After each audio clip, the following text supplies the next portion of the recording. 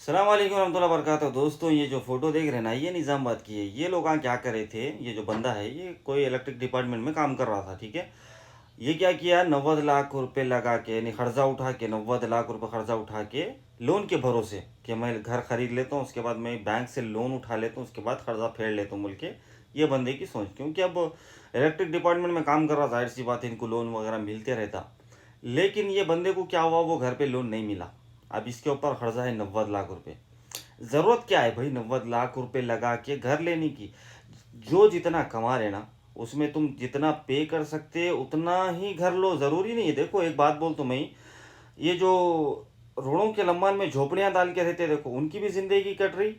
पहाड़ों में जो टट्टियों का घर बना के रहते ना, उनकी भी ज़िंदगी गुजर रही। इंपॉर्टेंट है ज़िंदगी, लाइफ। क्यों आपके साथ आपके बच्चों की लाइफ जुड़े हुए रहती है। बिना दो बच्चों को अनाथ करके चले गए, बंदा फांसी डाल लिया और लेडी जो है जहर खा के मर गई। वजह, वो घर है, 90 लाख रुपए लगा के घर लिए, ठीक है, बैंक के भरोसे कि बैंक मेरे को लोन देता। बैंक इनकार कर दिया, लोन नहीं दिया।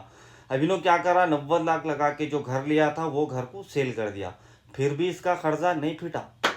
अब वो प्रेशर में आके जो है ये बंदा बीमार हो गया। घर वाले उसका इलाज भी कराए, लेकिन उसके दिमाग पे जो प्रेशर था वो नहीं निकला। कर्जा जो देता ना बंदा, वो बंदा कभी कभी इतना परेशान कर देता इंसान को कि भैया वो पागल हो जाता, जो पे करने वाला बंदा है, ठीक है। तो ये बंदे के ऊपर बहुत प्रेशर गिर गया। तो अब ये क्या है, दवाखाने में बताने के बाद भी जो है अपने आप को कंट्रोल नहीं करके अपने आप को ख़त्म कर लिया। इसका देख के इसकी बीवी भी अपने आप को ख़त्म कर ली। रह गए बच्चे उसके, कौन पालना बच्चों को। वजह क्या है, घर। देखो ज़रूरी नहीं है कि तुम्हारे को आलीशान घर होना, ज़रूरी नहीं है तुम्हारे को कि दिखावा करना। आजकल लोगों को घर रहने के लिए नहीं, दिखावा करने के लिए ज़्यादा इम्पोर्टेंट दिख रहा, ठीक है। दिखावा इस दुनिया में जरूर, तुम जो है ना, मिलियन रुपया लगा के भी अगर घर खरीदेंगे तो एक ही दिन तारीफ होती, हाँ अच्छा है घर। इसके बाद कोई कुछ नहीं करता। देखो भाई, जिंदगी जब तक है उसको चलाना। बोले तो याद करो पुराने ज़माने को, लोग कवेलियों के घरों में, मट्टी के घरों में रह के अपने बच्चों को पाले, उनको बड़ा करे, उनके शादियां करे, उनके औलादों को आगे बढ़ाए। आजकल ऐसा नहीं है, पैदा तो कर रहे एक दो बच्चे, उनको पालने का हाथ नहीं हो रहा, शौक़ों में चले जा रहे। बड़े बड़े गाड़ियाँ, वो भी लोनों पे, बड़े बड़े घर। ज़रूरी क्या है भाई ये घर लेने की।